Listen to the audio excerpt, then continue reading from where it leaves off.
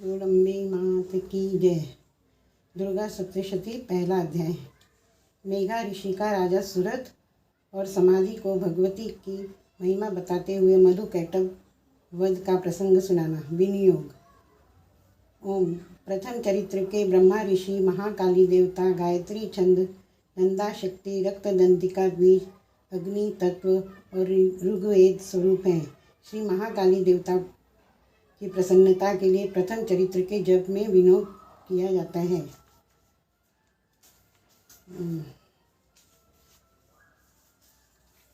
ध्यान। भगवान विष्णु के सो जाने पर मधु और कैटभ को मारने के लिए कमल जन्मा ब्रह्मा जी ने जिनका स्तवन किया था, उन महाकाली देवी का मैं सेवन करती हूँ। वे अपने 10 हाथों में खड्ग, चक्र, गदा, बाण, धनुष, परिधि, शूल, मुशिंडी, मस्तक और शंख धारण करती है। उनके 3 नेत्र हैं।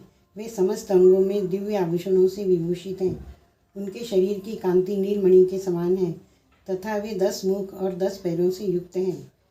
ओम चंडी देवी को नमस्कार है। मार्कंडेय जी बोले, सूर्य के पुत्र सारवणी जो 8वें मनु कहे जाते हैं, उनकी उत्पत्ति की कथा विस्तार पूर्वक कहता हूँ, सुनो। सूर्य कुमार महाभाग सावरणी भगवती महामाया के अनुग्रह से जिस प्रकार मनवंतर के स्वामी हुए, वही प्रसंग सुनाता हूँ। पूर्व काल की बात है। स्वराक्षिष मनवंतर में सुरथ नाम के एक राजा थे जो चैत्र वंश में उत्पन्न हुए थे। उनका समस्त भूमंडल पर अधिकार था। वे प्रजा का अपने ओर से पुत्रों की भांति धर्मपूर्वक पालन करते थे। तो वे उस समय कुल विध्वंसी नाम के क्षत्रिय उनके शत्रु हो गए। राजा सूरथ की दंडनीति बड़ी प्रबल थी। उनका शत्रुओं के साथ संग्राम हुआ। यद्यपि कोल विध्वंसी संख्या में कम थे, तो भी राजा सूरथ युद्ध में उनसे परास्त हो गए। तब वे युद्धभूमि से अपने नगर को लौट आए और केवल अपने देश के राजा होकर रहने लगे। किंतु वहाँ भी उन प्रबल शत्रुओं ने उस समय महाभाग राजा सूरथ पर आक्रमण कर दिया। राजा का बल क्षीण हो चला था। इसके लिए उसके दुष्ट बलवान एवं दुरात्मा मंत्रियों ने वहाँ उनकी राजधानी में ही राजकीय सेना और खजाने को हथिया लिया। सूरथ का प्रभुत्व नष्ट हो चुका था। इसलिए वे शिकार खेलने के बहाने घोड़े पर सवार हो वहाँ से अकेले ही एक घने जंगल में चले गए। वहाँ उन्होंने विप्रवर मेघा मुनि का आश्रम देखा, जहाँ कितने हिंसक जीव परम शांत भाव से रहते थे। मुनि के बहुत से शिष्य उस वन की शोभा बढ़ा रहे थे। वहाँ जाने पर मुनि ने उनका सत्कार किया और वे उन मुनि श्रेष्ठ के आश्रम पर इधर उधर विचरते हुए कुछ काल तक रहे।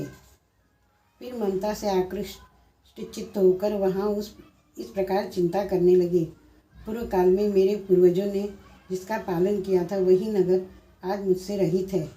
पता नहीं मेरे दुराचारी भृत्यगण उसकी धर्मपूर्वक रक्षा करते हैं या नहीं। जो सदा मद की वर्षा करने वाले और शूरवीर था, वह मेरा प्रधान हाथी अब शत्रुओं के अधीन न होकर न जाने किन भोगों को भोगता होगा। जो लोग मेरी कृपा, धन और भोजन पानी से सदा मेरे पीछे पीछे चलते थे, वे निश्चय ही अब दूसरे राजाओं का अनुसरण करते होंगे। उन अव्यापी लोगों के द्वारा सदा खर्च होते रहने के कारण अत्यंत कष्ट से जमा किया हुआ मेरा वह खजाना खाली हो जाएगा। ये तथा और भी कई बातें राजा सूरथ निरंतर सोचते रहते थे। एक दिन उन्होंने वहाँ विप्रवर मेघा के आश्रम के निकट एक वैश्य को देखा। उसने उससे पूछा, भाई तुम कौन हो? यहाँ तुम्हारे आने का क्या कारण है और तुम क्यों शोकग्रस्त और अनमने से दिखाई देते हो? राजा सूरथ का यह प्रेम पूर्वक कहा हुआ वचन सुनकर वैश्य ने विनीत भाव से उन्हें प्रणाम करके कहा। वैश्य ने कहा, राजन, मैं धनियों के कुल में उत्पन्न एक वैश्य हूँ। मेरा नाम समाधि है। मेरे दुष्ट स्त्री पुत्रों ने धन के लोभ से मुझे घर से बाहर निकाल दिया। मैं इस समय धन, स्त्री और पुत्रों से वंचित हूँ। मेरे विश्वसनीय बंधुओं ने मेरा ही धन लेकर मुझे दूर कर दिया। इसलिए दुखी होकर मैं वन चला आया हूँ। यहाँ रहकर मैं इस बात को नहीं जानता कि मेरे पुत्रों की, स्त्री की और स्वजनिक कुशल है या नहीं। इस समय घर में वे कुशल से रहते हैं अथवा उन्हें कोई कष्ट है। वे मेरे पुत्र कैसे हैं? क्या वे सदाचारी अथवा दुराचारी हो गए हैं? राजा ने पूछा, जिन लोभी स्त्री पुत्र आदि ने धन के कारण तुम्हें घर से निकाल दिया, उनके प्रति तुम्हारे चित्त में इतना स्नेह का बंधन क्यों है? वैश्य बोला, आप मेरे विषय में जैसी बात करते वह सब ठीक है, किंतु क्या करूं? मेरा मन निष्ठुरता से नहीं धारण करता। जिन्होंने धन के लोभ में पड़कर पिता के प्रति स्नेह, पति के प्रति प्रेम तथा आत्मीय जनों के प्रति अनुराग को तिलांजलि दे दी हो, मुझे घर से निकाल दिया है, उन्हीं के प्रति मेरे हृदय में इतना स्नेह है। महामते, गुणहीन बंधुओं के प्रति भी जो मेरा चित्त इस प्रकार प्रेम मग्न हो रहा है, यह क्या है? इस बात को जानकर भी मैं नहीं जान पाता। उनके लिए मैं लंबी सांसें ले रहा हूँ और मेरा हृदय अत्यंत दुखित हो रहा है। उन लोगों में प्रेम का सर्वथा अभाव है, तो भी उनके प्रति जो मेरा मन निष्ठुर नहीं हो पाता, इसके लिए क्या करूं? मार्कंडी जी कहते, ब्राह्मण, तदनंतर राजाओं में श्रेष्ठ सुरथ और वह समाधि नामक वैश्य दोनों साथ साथ मेघा मुनि की सेवा में उपस्थित हुए और उनके साथ यथा योग्य न्यायाकुल विनयपूर्ण बर्ताव करके बैठे। तत्पश्चात वैश्य और राजा ने कुछ वार्तालाप आरंभ किया। राजा ने कहा, भगवान, मैं आपसे एक बात पूछना चाहता हूँ, उसे बताइए। मेरा चित्त अपने अधीन न होने के कारण वह बात मेरे मन को बहुत दुख देती है। जो राज्य मेरे हाथ से चला गया है, उसमें और उसके संपूर्ण अंगों में मेरी ममता बनी हुई है। मुनि श्रेष्ठ, यह जानते हुए भी कि वह अब मेरा नहीं है, अज्ञान की भांति मुझे उसके लिए दुख होता है। यह क्या है? इधर वह वैश्य भी घर से अपमानित होकर आया है, इसके पुत्र, स्त्री और भृत्यों ने इसे छोड़ दिया है, स्वजन ने भी इसका परित्याग कर दिया है, तो भी यह उनके प्रति अत्यंत हार्दिक स्नेह रखता है। इस प्रकार यह तथा मैं दोनों ही बहुत दुखी हैं। जिसमें प्रत्यक्ष दोष देखा गया है, उस विषय के लिए भी हमारे मन में ममता जनित आकर्षण पैदा हो रहा है। महाभाग, हम दोनों समझदार हैं, तो भी हम में जो मोह पैदा हुआ है, यह क्या है? विवेक शून्य पुरुष की भांति मुझ में और इसमें यह मूर्ता प्रत्यक्ष दिखाई देती है।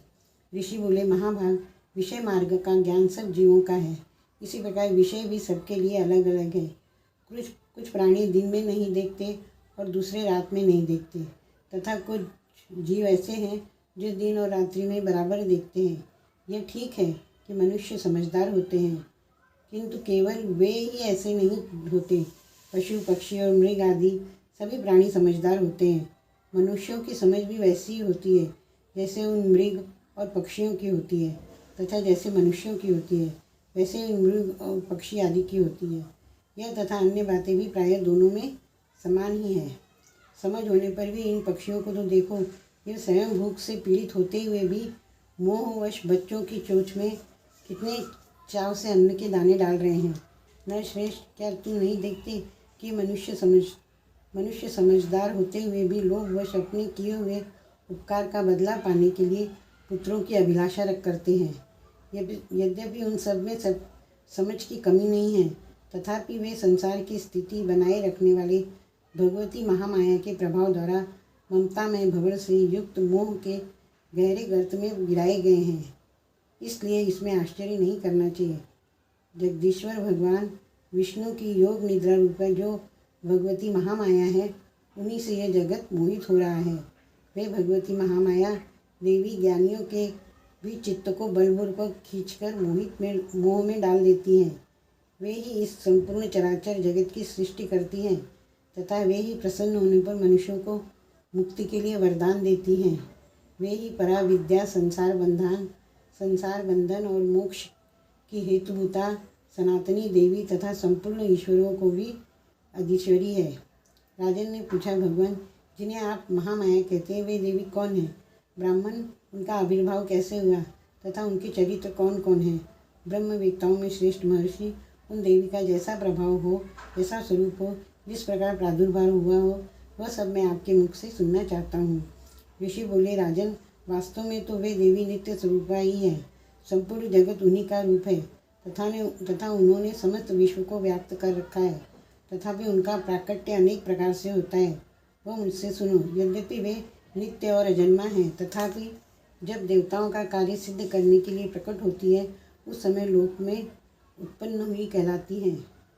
कल्प के अंत में जब संपूर्ण जगत एकार्णव में निमग्न हो रहा था और सबके प्रभु भगवान विष्णु शेषनाग की शैया पर बिछाकर योग निद्रा का आश्रय ले सो रहे थे, उस समय उनके कानों के मैल से दो भयंकर असुर उत्पन्न हुए, जो मधु और कैटभ के नाम से विख्यात थे। वे दोनों ब्रह्मा जी का वध करने को तैयार हो गए। भगवान विष्णु के नाभि कमल में विराजमान प्रजापति ब्रह्मा जी ने जब उन दोनों भयानक असुरों को अपने पास आया और भगवान को सोया हुआ देखा, तब एकाग्रचित्त होकर उन्होंने भगवान विष्णु को जगाने के लिए उनके नेत्रों में निवास करने वाली योग निद्रा का स्तवन आरंभ किया, जो इस विश्व की अधीश्वरी, जगत को धारण करने वाली, संसार का पालन और संहार करने वाली तथा तेज स्वरूप भगवान विष्णु की अनुपम शक्ति है। उन्हीं भगवती निद्रा देवी को भगवान ब्रह्मा स्तुति करने लगे। ब्रह्मा जी ने कहा, देवी तुम ही स्वाहा, तुम ही स्वधा, तुम ही वशटकार हो।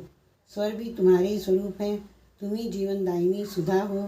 नित्य अक्षर प्रणव में अकार, उकार, मकार इन तीनों मात्राओं के रूप में तुम ही स्थित हो तथा इन तीन मात्राओं के अतिरिक्त जो बिंदु रूपा नित्य अर्ध मात्रा है, जिसका विशेष रूप से उच्चारण नहीं किया जा सकता, वह भी तुम ही हो। देवी तुम ही संध्या, सावित्री तथा परम जननी हो। देवी तुम ही इस विश्व ब्रह्मांड को धारण करती हो। तुमसे ही इस जगत की सृष्टि होती है, तुम्ही से इसका पालन होता है और सदा तुम ही कल्प के अंत में सबको अपना ग्रास बना लेती हो। जगन्मयी देवी, इस जगत की उत्पत्ति के समय तुम सृष्टि रूपा हो, पालन काल में स्थिति रूपा हो तथा कल्पांत के समय संहार रूप धारण करने वाली हो। तुम ही महाविद्या, महामाया, महामेघा, महास्मृति, महामोह रूपा, महादेवी और महासुरी हो। तुम ही तीनों गुणों को उत्पन्न करने वाली सबकी प्रकृति हो। भयंकर कालरात्रि, महारात्रि और मोहरात्रि भी तुम ही हो। तुम ही श्री, तुम ही ईश्वरी, तुम ही रीम और तुम ही बोध स्वरूपा बुद्धि हो। लज्जा, पुष्टि, तुष्टि, शांति और क्षमा भी तुम ही हो। तुम खड़ग धारिणी, शूल धारिणी, घोर रूपा तथा गदा, चक्र, शंख और धनुष धारण करने वाली हो। बाण, भुषुंडी और परिध ये भी तुम्हारे अस्त्र हैं। तुम सौम्य और सौम्यतर हो। इतना ही नहीं, जितने भी सौम्य एवं सुंदर पदार्थ हैं, उन सबकी अपेक्षा तुम अत्यधिक सुंदरी हो। पर और अपर सबसे परे रहने वाली परमेश्वरी तुम ही हो। सर्वस्वरूपे देवी, कहीं भी सत असत रूप जो कुछ वस्तुएं हैं और उन सबकी जो शक्ति है वह तुम ही हो। ऐसी अवस्था में तुम्हारी स्तुति क्या हो सकती है। जो इस जगत की सृष्टि, पालन और संहार करते हैं, उन भगवान को भी जब तुमने निद्रा के अधीन कर दिया है, तब तुम्हारी स्तुति करने में यहाँ कौन समर्थ हो सकता है। मुझको, भगवान शंकर को तथा भगवान विष्णु को भी तुमने ही शरीर धारण कराया है, अतः तुम्हारी स्तुति करने की शक्ति किसमें है। देवी, तुम तो अपने इन उदार प्रभावों से ही प्रशंसित हो। ये जो दोनों दुर्धर्ष असुर और मधु और कैटभ हैं, इनको मोह में डाल दो और जगदीश्वर भगवान विष्णु को शीघ्र ही जगा दो। साथ ही इनके भीतर इन दोनों महान असुरों को मार डालने की बुद्धि उत्पन्न कर दो। ऋषि कहते हैं, राजन, जब ब्रह्मा जी वहाँ मधु और कैटभ को मारने के उद्देश्य से भगवान विष्णु को जगाने के लिए तमोगुणी की अधिष्ठात्री देवी योग निद्रा की इस प्रकार स्तुति की, तब वे भगवान के नेत्र, मुख, नासिका, बाहु, हृदय और वक्षस्थल से निकलकर अव्यक्त जन्मा ब्रह्मा जी की दृष्टि के समक्ष खड़ी हो गई। योग निद्रा से मुक्त होने पर जगत के स्वामी भगवान जनार्दन उस एकार्ण वर्ण के जल में शेषनाग की शैया से जाग उठे। फिर उन्होंने उन दोनों असुरों को देखा। वे दुरात्मा मधु और कैटभ अत्यंत बलवान तथा पराक्रमी थे और क्रोध से लाल आंखें किए ब्रह्मा जी को खा जाने के लिए उद्योग कर रहे थे। तब भगवान श्री हरि ने उठकर उन दोनों के साथ 5000 वर्षों तक केवल बाहु युद्ध किया। वे दोनों भी अत्यंत बल के कारण उन्मुक्त हो रहे थे। इधर महामाया ने भी उन्हें मोह में डाल रखा था, इसलिए भगवान विष्णु से कहने लगे, हम तुम्हारी वीरता से संतुष्ट हैं, तुम हम लोगों से कोई वर मांगो। श्री भगवान बोले, यदि तुम दोनों मुझ पर प्रसन्न हो तो अब मेरे हाथ से मारे जाओ। बस इतना सा ही मैंने वर मांगा है, यहाँ दूसरे किसी वर से क्या लेना है। ऋषि कहते हैं, इस प्रकार धोखे में आ जाने पर जब उन्होंने संपूर्ण जगत में जल ही जल देखा तथा कमल नयन भगवान से कहा, जहाँ पृथ्वी जल में डूबी हुई न हो और जहाँ सूखा स्थान हो, वहीं हमारा वध करो। ऋषि कहते हैं, तब तथास्तु कहकर शंख चक्र और गदा धारण करने वाले भगवान ने उन दोनों के मस्तक अपनी जांघ पर रखकर चक्र से काट डाले। इस प्रकार ये देवी महामाया ब्रह्मा जी की स्तुति करने पर स्वयं प्रकट हुई थी। अब पुनः तुमसे उनके प्रभाव का वर्णन करता हूँ। इस प्रकार मार्कंडेय पुराण के सार्वणिक मनवंतर की कथा के अंतर्गत देवी महात्म्य में मधुकैटभ वध नामक पहला अध्याय समाप्त हुआ। ओम